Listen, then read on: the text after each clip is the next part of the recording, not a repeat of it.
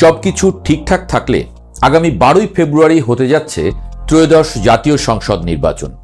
একটি গুরুত্বপূর্ণ নির্বাচনের দিকে এগিয়ে যাচ্ছে দেশ। যদিও বাইরে থেকে দেখে আপাত দৃষ্টিতে মনে হচ্ছে সবকিছু নিয়ন্ত্রণে, কিন্তু ভেতরে ভেতরে একাধিক দিক থেকে চাপের মুখে পড়েছে সরকার। বিদেশি শক্তি, রাজপথের বাস্তবতা এবং নিজেদের রাজনৈতিক মিত্র, সব দিক থেকেই ভীষণ চাপে আছে তারা।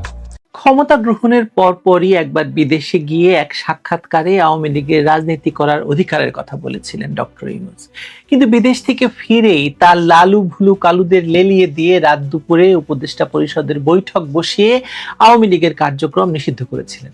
আবারও হঠাৎই নির্বাচনের মাত্র সপ্তাহ চারেক বাকি থাকতে ইউনূস বললেন ক্ষমা চাইলে আওয়ামী লীগ রাজনীতিতে ফিরতে পারে। রাজনীতির ময়দানে আওয়ামী লীগের যে প্রাসঙ্গিকতা, এটা কোনো অবস্থাতেই বন্ধ করা যাচ্ছে না। রাজনীতির যত আলোচনা, নির্বাচনের মাঠের যে খোঁজ খবর বা ময়দানে রাজনীতির যে আওয়াজ, প্রায় সবখানেই আওয়ামী লীগ। ইতিবাচক, নেতিবাচক, ভয় ভীতি, পক্ষে বিপক্ষে, যেভাবে হোক না কেন, যে রাজনৈতিক দলই নির্বাচনে অংশগ্রহণ করছেন, তারা একটু সুযোগ পাওয়ার সঙ্গে সঙ্গেই আওয়ামী লীগের প্রসঙ্গ আনছেন। তো আওয়ামী লীগের প্রসঙ্গ আনতে গিয়ে কেউ ভয় দেখাচ্ছেন, আমাদেরকে ভোট দিন, বা বর্তমান ইউনূস সরকারকে হাতকে শক্তিশালী করুন, ভালো একটা নির্বাচন দিন, আদারওয়াইজ আওয়ামী লীগ চলে আসবে। আর আওয়ামী লীগ আসলে কী হবে? ডলা, এমন ডলা দেবে একেবারে কিয়ামত পর্যন্ত সেই ডলা বলতে পারবেন না। এগুলো একটা গ্রুপ।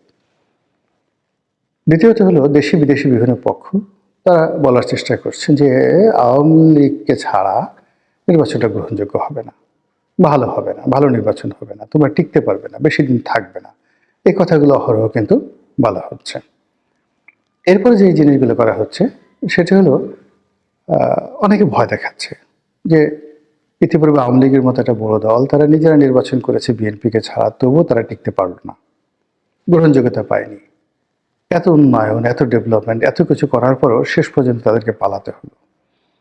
তো সেক্ষেত্রে আওয়ামী লীগ এবং তাদের যারা সহযোগী রাজনৈতিক দলগুলো রয়েছে, সেই রাজনৈতিক দলগুলোর 50% ভোটার তাদেরকে বাদ দিয়ে তোমরা যে নির্বাচন করতে চাচ্ছ, সেই নির্বাচন তোমরা বেশি দিন টিকতে পারবে না। এই কথার বাইরে আবার অনেকে বলার চেষ্টা করছেন, ওরে বাবা, আওয়ামী লীগের অবস্থা জানো? এদের মতো বদমাইশ কোনো দল আছে? পরতে পরতে এদের যাকে বলে শয়তানি বুদ্ধি, কোথায় বোমা মারতে হবে, কোথায় ককটেল ফুটাতে হবে, কার কোন জায়গাতে বাঁশ দিতে হবে, কোথায় যাকে বলা হয় বট বাহিনী লাগাতে হবে। আপনি বোঝার চেষ্টা করুন যে গত 15টি বছর আওয়ামী লীগ আর জামাত একে অপরের সঙ্গে এভাবে মিশেছিল, আওয়ামী লীগও টের পায়নি যে তাদের মধ্যে জামাত আছে। আর জামাত আওয়ামী লীগের সঙ্গে থাকতে তাদের কোনো অসুবিধা হয়নি। তো সেই আওয়ামী লীগ যদি বিএনপি ক্ষমতা আসে, জামাত ক্ষমতা আসে, তাহলে তারা তাদেরকে স্বস্তিতে ঘুমোতে দেবে, খেতে দেবে, পড়তে দেবে, এটি কল্পনা করা যায় না। যে কাজে সবাই আওয়ামী লীগের সঙ্গে একটা সমঝোতা করা, অথবা আওয়ামী লীগকে নির্মূল করা, অথবা আওয়ামী লীগকে একেবারে পুরো রাজনীতির ময়দান থেকে উচ্ছেদ করা, এই বিষয়গুলো নিয়ে ব্যাপকভাবে গবেষণা করছে, হুমকি ধামকি দিচ্ছে, সতর্ক হচ্ছে এবং আওয়ামী বিরোধী একটা প্যাক্ট তৈরি করার চেষ্টা করছে। কিন্তু এখানে পথে ঘাটে মাঠে যে সমস্যাগুলো দেখা দিয়েছে সেটা হলো সিন্স 1954 আওয়ামী লীগ যে কোনো কারণেই হোক গরিব মানুষের মধ্যে তাদের যে আদর্শের, রাজনীতির আদর্শের যে বীজ, এটি বপন করতে পেরেছে। তাদের যে প্রতীক, এটি হলো নৌকা, গরিব মানুষের বাহন। এবং এখনো পর্যন্ত আবহমান বাংলায় নৌকার যে কার্যকারিতা, অপরিহার্যতা, এটি আপনি অন্য কোনো বাহনের সঙ্গে তুলনা করতে পারবেন না। টিল নাও এখনো পর্যন্ত নৌকা 1 নম্বর পরিবহন। 2 নম্বরে যেটি আছে সেটি হলো এই দলটি গরিব মানুষের দল। তারা ক্ষমতা আসলে গরিব মানুষের জন্য সব কিছু করে, বিনামূল্যে তাদেরকে ঘর দেয়, টিউবওয়েল দেয়, 10 টাকা কেজিতে চাল দেয়, ইত্যাদি ইত্যাদি নানা রকম কথা। এখন তারা হয়তো কিছুই দেয়নি, কিছুই করেনি, কিন্তু ওই যে একটা রিক্সাওয়ালা, শেখ হাসিনার জন্য তার পেট পুড়ে, শেখ হাসিনা নাই, সে কাকে ভোট দেবে, এই ধরনের কথা দেখেন ভাইরাল হয়ে গেছে। লোকজন জিজ্ঞাসা করছে যে শেখ হাসিনা যদি আবার আসে তাকে ভোট দিবেন? তারা বলে হ্যাঁ, অবশ্যই দেব। তো এই যে বিশাল অভুক্ত শ্রেণী, বিশাল অভাগা শ্রেণী, প্রান্তিক জনগোষ্ঠী, যাদের সবাই নৌকা, শেখ হাসিনা, বঙ্গবন্ধু, এদের জন্য পাগল। এবং পাগলের সাথে আপনি কিভাবে রাজনীতি করবেন? মানে আপনি কাউকে যদি বুঝাতে পারেন, বুঝানোর মতো একটা জায়গা থাকে। অনেক লোক বলে যে আমি হলাম, আমাদের বরিশালের আঞ্চলিক ভাষা, হিদলা পড়া আওয়ামী লীগ। আমি যখন করতাম, আমি যখন বিএনপিতেও গেছি, হাসতে হাসতে আগে আসলো যে এমপি সাহেব কাজটা করলেন কি, আপনি আওয়ামী লীগ ছেড়ে বিএনপিতে গেলেন, এই দেখেন আমাদের আওয়ামী লীগ করতে করতে শরীরে হিদলা পড়ে গেল, জীবনে কিছুই পাইলাম না, কিন্তু আওয়ামী লীগ তো ছাড়ি নাই, আপনি আওয়ামী লীগ ছেড়ে গেলেন কেন? আপনি এই কথা কি জবাব দেবেন বলেন? পরনের কাপড় ছেঁড়া, গায়ে গেঞ্জিটি পর্যন্ত নেই, কিন্তু মানে মুখ ভরা হাসি, দাঁত অনেকগুলো পড়ে গেছে, পান খেতে খেতে কালো হয়ে গেছে, আওয়ামী লীগ করে। এখন আপনি তাদের বিরুদ্ধে কিচ্ছু বলতে পারবেন না, বললেই সে আপনাকে আক্রমণ করে বসবে। এইরকম একটা, যাকে বলা হয় ফ্যানাটিক, একটা দুটো নয়, লক্ষ লক্ষ। এখন ঢাকা শহরে কত লাখ লোক রিক্সা চালায় বলেন তো আপনি? বা সারা বাংলাদেশে রিক্সা আছে কত? এই রিক্সাওয়ালাদের মধ্যে 99% লোক আওয়ামী লীগ করে। কেউ জামাত করে না, কেউ বিএনপি করে না। ঠেলা গাড়ি চালায় কত মানুষ, বুয়া আছে কত। এই বাংলাদেশে কত বুয়া আছে, গ্রামের কৃষক আছে কত, মেহনতি মানুষ, কুলি মজুর মোটে আছে কত, নাপিত আছে কত, ধোপা আছে কত। যে দেখেন 99% লোক তারা আওয়ামী লীগ করে, সব হিদলা পড়া আওয়ামী লীগ। এই যে একটা, যাকে বলা হয় যারা আপনার সাথে সংঘাতে যাবে না, মারামারি করবে না, কোনো যাকে বলা হয় আবেগ দেখাবে না, কিন্তু ভোটটা দিয়ে দেবে নৌকাতে, আপনি এদের কোনো অবস্থাতেই আপনি এদেরকে পক্ষে আনতে পারবেন না। পক্ষে আনার জন্য আরেকটু, যাদের টাকা আছে, পয়সা আছে, গায়ে কাপড় আছে, জামা আছে, এই মানুষগুলোকে আপনি, আওয়ামী লীগের যে সমস্ত লোক, তাদেরকে আপনি বিএনপিতে আনতে পারবেন, স্বার্থের লোক দেখাতে পারবেন। কিন্তু ওই যে ওর দারিদ্রতা, এটাই ওর মহানুভবতা, ওর দারিদ্রতাটাই ওর রাজনীতির, যাকে বলা হয় শিকড়। এবং সেই শিকড় নিয়েই সে আওয়ামী লীগ করছে। কেন করছে সে নিজেও যায় না। আবার তার মরার পর তার ছেলে, অল্প বয়স কিন্তু সে আওয়ামী লীগ করবে। তারা তো ওই আমাদের ফরিদপুরের যারা লোকজন আছে, তারা আওয়ামী লীগকে বলে আমলীগ। আর পরবর্তীতে যেখানে আমি নির্বাচন করেছি বরিশাল, সেটা ওরা আবার আওয়ামী লীগ বলে না, ওরা আওয়ামী লীগই বলে আর কি। তো যেটা বলছিলাম যে এই যে তাদের যে একটা ফান্ডামেন্টাল গ্রুপ আছে, এটা তাদের একটা মূল পুঁজি, তাদের বিনিয়োগ, তাদের অ্যাসেট, এটার উপর নির্ভর করে তারা অনেক কিছু করে। এরপরে যেটা আছে সেটা তাদের একটা খুব ডেডিকেটেড কর্মী বাহিনী আছে। বাংলাদেশে এখন পর্যন্ত যে রাজনৈতিক দলগুলো রয়েছে, তাদের সবার চাইতে সবচেয়ে ইফেক্টিভ, সাহসী তাদের একটা কর্মী বাহিনী আছে, এবং এরা খুবই খতরনাক। দলের জন্য তারা সব কিছু করতে পারে, বিভিন্ন রকম খতরনাক। আর এই খতরনাক কর্মীদেরকে দিয়ে তারা 1954-এ কি না করেছে, 1956-এ পুরো পূর্ব পাকিস্তান তছনছ করে ছেড়ে দিয়েছে, 1958-59-এ আইয়ুব খানের মার্শাল লকে চ্যালেঞ্জ করেছে, 62 সনে আইয়ুব খানের পুরো মসনদকে কাঁপিয়ে দিয়েছে, 66 সনে পুরো পাকিস্তানকে কাঁপিয়ে দিয়েছে, 69 একটা গণ অভ্যুত্থান করেছে, 70 একটা নির্বাচন করেছে, আর 71 একটা যুদ্ধ করেছে, মুক্তিযুদ্ধ। ফলে 1952 থেকে 1972 পর্যন্ত প্রত্যেকটি বছর, মানে 52 থেকে 72, 20 বছর, এই 20 বছরের যে সংগ্রামী জীবন, এই সংগ্রামী জীবনে তাদের যে রাজনীতির কৌশল, রাজনীতির পারঙ্গমতা, রাজনীতির সফলতা এবং রাজনীতির যেটাকে বলা হয় অ্যাচিভমেন্ট, প্রাপ্তি, এর সঙ্গে আপনি এশিয়া সাবকন্টিনেন্টের অন্য কোনো রাজনৈতিক দলের এই glorious 20 years of success in the field of politics, revolution, liberation war and মানে ইলেকটোরাল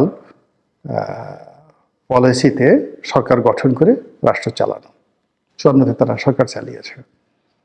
তো সব মিলে এই 20 বছর হলো তাদের রাজনীতির স্বর্ণ সময়।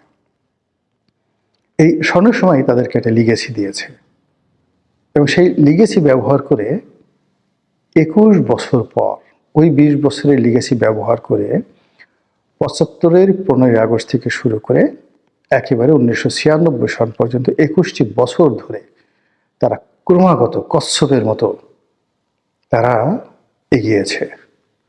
কচ্ছপের মতো যাকে কামড়ে ধরা তাকে কামড়ে ধরেছে। 80-র দশকের যে পত্রপত্রিকাগুলো, সেটা বিচিত্রা, বিচিন্তা, আজকের সূর্যোদয়, নয়া পদধ্বনি থেকে শুরু করে যত নাম করা পত্রিকাগুলো ছিল, সেখানে গিয়ে দেখবেন যে শেখ হাসিনার পোর্ট্রেটগুলো কি ছিল। বিশাল একটা নাক ছিল, লম্বা একটা মানে গোল একটা চোখ ছিল। তাকে নানাভাবে চিত্রিত করার চেষ্টা করা হয়েছে, ভয়ঙ্কর, তারপরে শেষে দানবী, তারপরে শেষে ডাইনি, কি না করার চেষ্টা করেছে ওই সময়টাতে, এরশাদ জামানাতে। কাজে কাজ হয়নি। তিনি ওইগুলোকেই যে প্রাইড হিসেবে নিয়েছেন। প্রাইড হিসেবে নিয়ে পুরো এরশাদের জমানায় এরশাদকে জলে, স্থলে, অন্তরিক্ষে তছনছ করে ছেড়ে দিয়েছে। এরশাদের পরে আবার 91 থেকে 96 সে মানে বেগম জিয়ার জমানা, তছনছ করে ছেড়ে দিয়েছে, ঘুম হারাম করে দিয়েছে। তখন তো বেগম জিয়া অনেক শক্তিশালী ছিলেন, সরকারও শক্তিশালী ছিল, দেশের বিধি ব্যবস্থা, আইন কানুন এখনের সাথে 100 গুণ পারফেক্ট ছিল, পুলিশের অনেক ক্ষমতা ছিল। তারপরও ওই সময়টাতে আপনি গিয়ে দেখেন আওয়ামী লীগের যে রাজপথের যে তাদের যে পারঙ্গমতা, ইফেক্টিভনেস, বদমাইশি, কূটনীতি, ভালো মন্দ সব মিলিয়ে, মানে এক একটা নেতা মানে কি, এক একটা নেতা মানে এক একটা পরশ পাথর, এক একটা নেতা মানে বটবৃক্ষ, এক একটা নেতা মানে ইবলিস, সব মিলিয়ে আওয়ামী লীগ। আমাদের এই অঞ্চলে একটা স্লোগান আছে, জাতে মাতাল তালে ঠিক, আমরা সবাই আওয়ামী লীগ। আর একজনে বলতেছিল ওর বাড়ি কোথায়, বলতেছে নোয়াখালী। সঙ্গে সঙ্গে সে মাথায় হাত দিছে, বলেন কি ভাই, মুখ কালো হয়ে গেছে, কি হয়েছে ভাই, একে তো আওয়ামী লীগ, তারপরে আবার নোয়াখালী বাড়ি, বুঝতে পারেন। যে কোনো একটা ডিল করার আগে সে চিন্তা করছিল। সে এই হলো আওয়ামী লীগের পরিচয়। আবার সেই আওয়ামী লীগ 2001 থেকে 2006 পর্যন্ত এবং 111 আরো 2 বছর কি করেছে বাংলাদেশে। তাহলে দেখুন ওই যে 20 বছরে তাদের যে সংগ্রামী জীবন, তারপর আবার 21 বছরের যে সংগ্রামী জীবন, 20 আর 21 41 বছর। তো 41 বছর যাবত তারা শুধু রাজপথে লড়াই সংগ্রাম করেছে, তার সঙ্গে আবার এই 17 মাস যোগ করেন। ফলে এই যে বিরূপ একটা পরিস্থিতি থাকা, সামরিক শাসনের অধীনে থাকা, জেল জুলুম করা, এদের কাছে এটা ভাত মাছ। মানে এটা অনেকের কাছে সমস্যা হতে পারে, কিন্তু ওদের মেরুদণ্ডটা বা ওদের শরীরের যে আয়োডিন, ওদের রক্ত, মাংস, অস্থি, মজ্জা, এই সবই খালি এই সমস্ত লড়াই সংগ্রামের জন্যই প্রস্তুত থাকে। তো এইগুলো করে তাদের যে একটা লিগেসি তৈরি হয়েছে, যে তারা রাজপথ গরম করতে পারে, প্রতিপক্ষকে ভিতর সন্ত্রস্ত করে দিতে পারে এবং তাদের টার্গেটে যাওয়ার জন্য তারা কখনো তুলুবুলু করে না, লড়াই সংগ্রাম করে প্রতিপক্ষকে বাধ্য করে তারপর শেষে তারা প্রতিপক্ষকে পরাজিত করে ক্ষমতায় আসে। এবং অতীতে তারা মুসলিম লীগের বিরুদ্ধে লেগেছে, পরাজিত করেছে, ক্ষমতা এসেছে, মুসলিম লীগ শেষ। আইয়ুব খানের বিরুদ্ধে লেগেছে, আইয়ুব খানের রাজনীতি শেষ, জীবন শেষ, সবকিছু শেষ। এরপর ইয়াহিয়া খানের বিরুদ্ধে লেগেছে, ইয়াহিয়া খান শেষ, there is no Yahya Khan. তাকে এই সেনাবাহিনীর প্রধান, প্রেসিডেন্ট সবকিছু রেখে তাকে পরবর্তীতে ইংল্যান্ডে গিয়ে থালা প্লেট পরিষ্কার করে তাকে পেটের ভাত জোগাতে হয়েছে। এইভাবে আওয়ামী লীগ এরশাদ সাহেবকে ধরেছে, শেষ, একেবারে বগল দাবা করে যা করেছে বলার মতো না। এইভাবে যখন তারা যাকে টার্গেট করেছে, ক্যান্সারের মতো, একেবারে ক্যান্সারের মতো, শুষে রক্ত শুষে, ভ্যাম্পারের মতো, ডাইনির মতো, মশার মতো, যেভাবে বলেন না কেন, যাকে টার্গেট করেছে তাকে ধীরে ধীরে ধীরে ধীরে পুরোটা শেষ করে দিয়েছে।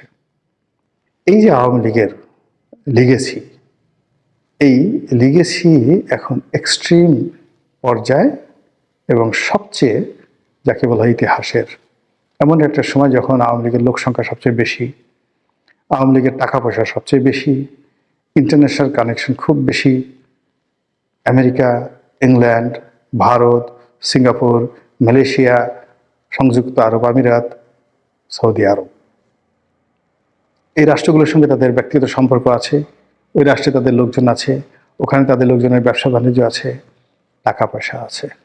এই সব কিছু নিয়ে আপনি যখন এরকম একটা শক্তিকে আপনার প্রতিপক্ষ হিসেবে রাখবেন, সে কি আপনাকে ঘুমাতে দেবে? এই কথাই বিদেশিরা বলার চেষ্টা করছে। কি করবেন এখন? আমাদের কাজ ব্যাখ্যা করা, বলা, সেটাই বললাম, বাকিটা মহান আল্লাহ রাব্বুল আলামিনের ইচ্ছা।